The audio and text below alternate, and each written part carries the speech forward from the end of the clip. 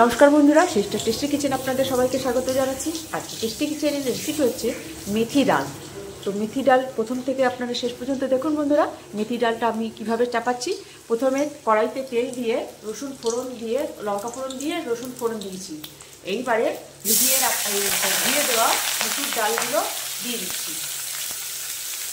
এটা মানে সুন্দর করে একটুখানি ভেজে নেব। তেলে ভেজে নিয়ে তারপরে দেখুন তারপরে কি করছি বন্ধুরা। দিয়ে দিচ্ছি নুন,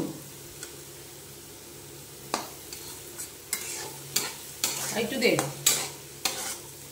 হলুদ দিবি না এখন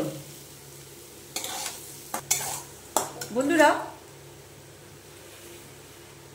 এবার দিয়ে দেবো এই যে ধুয়ে রাখা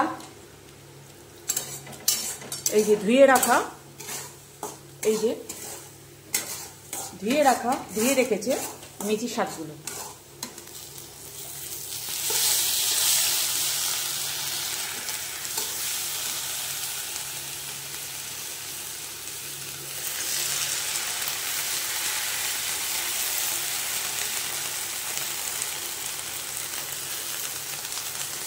এবার এটাকে দিয়ে ভালো করে ডাল দিয়ে করে কষে নেব বন্ধুরা। দিয়ে দিচ্ছি হলুদ,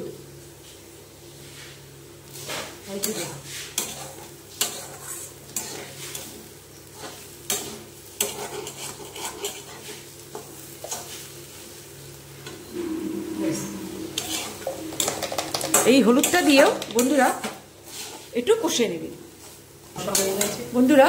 এই যে বেশ সুন্দর ভাজা ভাজা হয়ে গেছে। আর এবারে দিয়ে দেবে ফুটিয়ে রাখা গরম জল।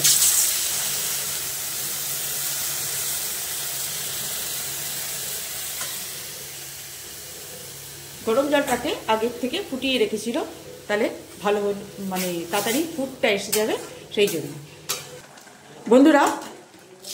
এই যে মেথি ডাল হয়ে গেছে, প্রায় ফুটে জলটা অতটুকুতে এসে গেছে। এবার সামান্য একটুখানি স্বাদ অনুযায়ী একটু সামান্য চিনি দেব, যেটা ব্যালেন্সটা ঠিক রাখবে। মানে ডাল তো একটু ঝাল ঝাল মিষ্টি মিষ্টি হলে ভালো লাগবে সেই জন্য। এইবারে আমার যা গন্ধ বেরিয়েছে না, এইবারে আমার এই যে ডালটা মেথি ডাল হয়ে গেছে। এবার এটাকে আর ফোটাবো না, এবার এটাকে গ্যাস করবো অফ। আর দেখাবো যে কেমন হয়েছে দেখতে বন্ধুরা। এই যে আমার মেথি ডাল, একটা সামান্য রেসিপি বন্ধুরা। রুটি ভাত সপ্তাহে খুব ভালো লাগবে।